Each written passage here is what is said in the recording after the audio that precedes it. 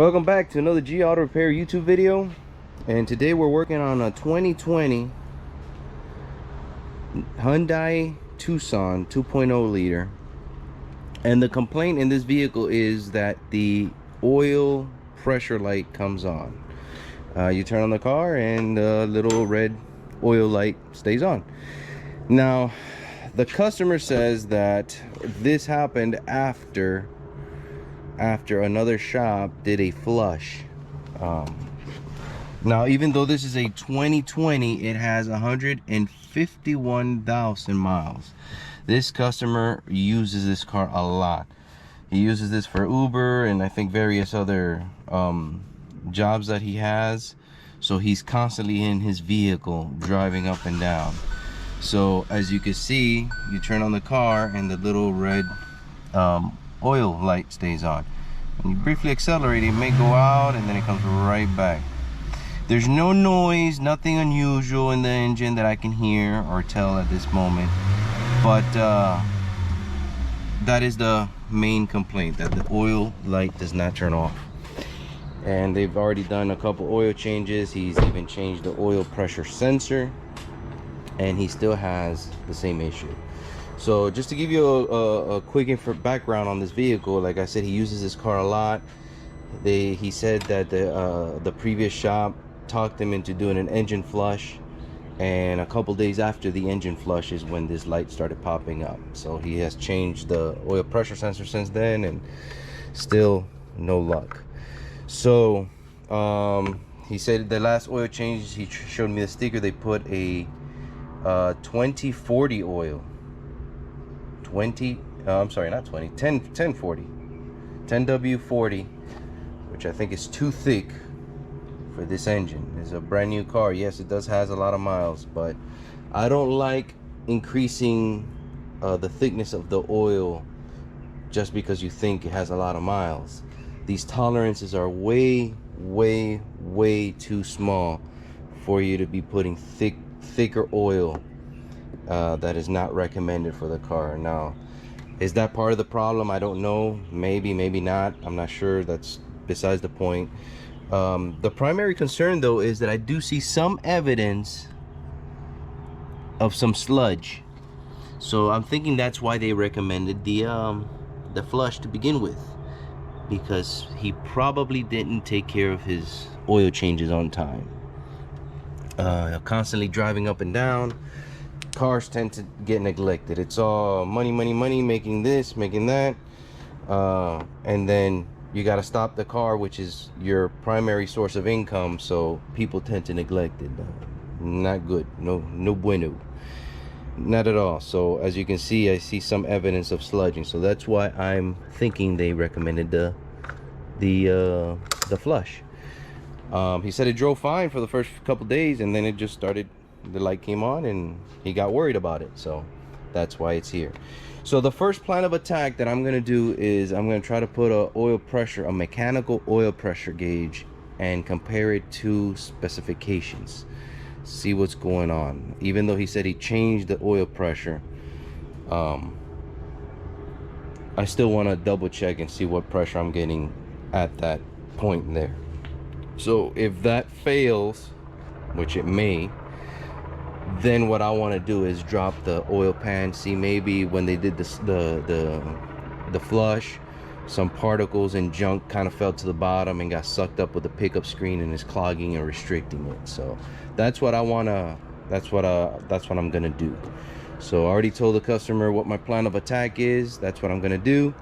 And if you guys give me a minute, I'm gonna go ahead and set up with the pressure gauge and all that good jazz, and then we'll pick back up. Give me a few minutes. Alrighty then, so what we have here is about 21 psi of oil pressure. Okay, I have tapped into the oil pressure switch, which is down here by the filter. Got a little bit of leaking there. It's okay. Let me get you guys a good view there. Oh, right there. So I've disconnected the switch. I put a mechanical gauge in its place, and I am reading 21, almost 22 psi. The spec is 14 point something at 1000 rpm. So technically speaking, this should not be turning on that light. I have disconnected the pressure switch, and as you can see, the light is off, obviously because it's disconnected. But I am getting 21, 22 psi at idle. It should be 14 point something, let's just say 15 psi at 1000 rpm. So that's more than enough to turn off that light. So right now I'm going after the switch. The switch, in my opinion, is no good. That's my suspicion right now. So there you have it. Just a quick, easy test. Tells you how much. Sometimes those switches fail. That one is brand new, allegedly. Could be defective. Could be for the wrong car. Who knows? A million things could have happened. I'm not sure. I didn't install the switch. The customer did. But right now, something tells me that that is not the. I don't think I have to drop the pan at this time. So let's go ahead and turn this off. Let's see if we can locate a different switch, put it in there, and see what happens. But at 20 psi, that light should not be coming on at all. Let's see here. I'll show you the specs here for the VIN says 2021 Hyundai Tucson, but here under oil pressure 2.0 liter, you're looking at 14.22 psi or above at 1000 rpm. So, and at idle under 1000, it's already at 20. So as I rev up the engine, it will be higher than that right there. Okay, so that'll be all for right now. Let me locate a new switch, see what happens, and I'll be right back with you guys. All right, so just for the heck of it, I'm gonna go ahead and have my son start the car and rev it to 1000 rpms and see what happens. Go ahead and start the car at 1000 rpms.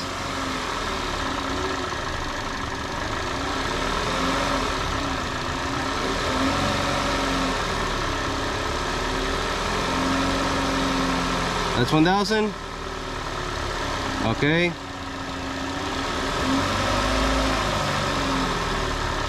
Put it at 15.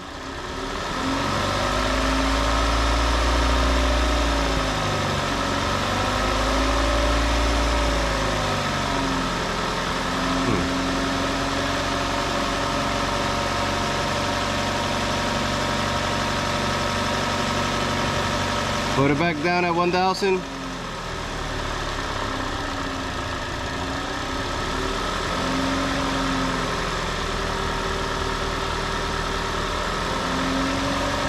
$15.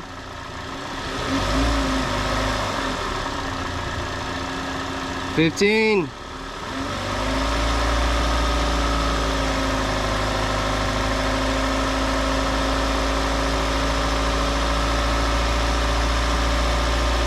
$2,000. Huh? 2,000. Okay. All right. All right, turn it off. Thank you. All right, so there you have it. I got plenty of oil pressure. I'm gonna have to locate another switch and put it on there just to be on the safe side, because that light shouldn't be on. All right, so let me figure this out where I'm gonna get this switch, and I'll be right back with you. All right guys, so we're back. I went ahead and installed a new pressure switch, original from the dealer switch. There it is right there. we went ahead and put it in there. Disconnected my pressure gauge and went ahead and okay, got our car ignition on. We're gonna hit start and light is out. There we have it, successful repair. In these cases, diagnostics is key. Very important to check, use proper diagnostic techniques to make a repair. Now in this case, the customer did replace that, but apparently either they gave him the wrong switch or a defective switch. I'm not sure. The point is that the switch was bad. We replaced the switch. We verified that we were having pressure with the pressure gauge. We installed a new original switch and it fixed the problem. So I've been seeing a lot of this a lot of these issues with defective parts, brand new in the box, defective, not working right or not working at all. Here in the past couple of years, I don't know if it has to do with this pandemic or whatnot, but I've seen the quality of aftermarket repair parts tank.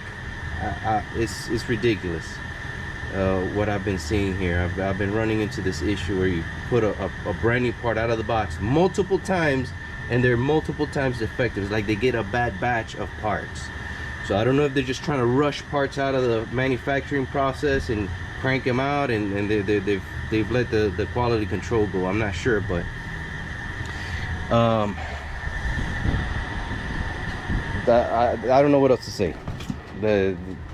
Here's the, I think this is the replacement, the new replacement part, bad, and this is the original one, which obviously was bad. So bad. And I went to Hyundai, the Hyundai dealer, got a new part, slapped it on there, problem fixed. So I already spoke with the customer. He's very happy that the light went away. He was really worried about it. I told him to maintain the engine. If he's in this car all the time, he needs to do regular oil changes. He's kind of neglected that. So if he doesn't want major problems down the road, he needs to be changing that oil very frequently, especially now that they're starting. I'm starting to see some evidence of sludging.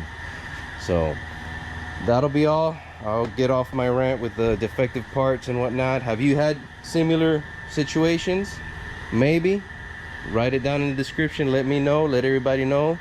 I heard another YouTuber call it a Chinesium epidemic. I found that was funny because I don't know, these parts that are coming, these replacement parts are ridiculous. But anyways, thanks a lot for watching. Please like and subscribe if you haven't already done so. If you're returning, thank you for your support to the channel, and catch you on the next video. I do have another video that I'm gonna do on a Infinity with sludged engine, but the complaint is something else, and the dealer blamed it on the sludging of the engine. So I'm thinking about cranking that video out here soon. So like and subscribe, ring the bell, and you'll get a notification on my next video. Ciao.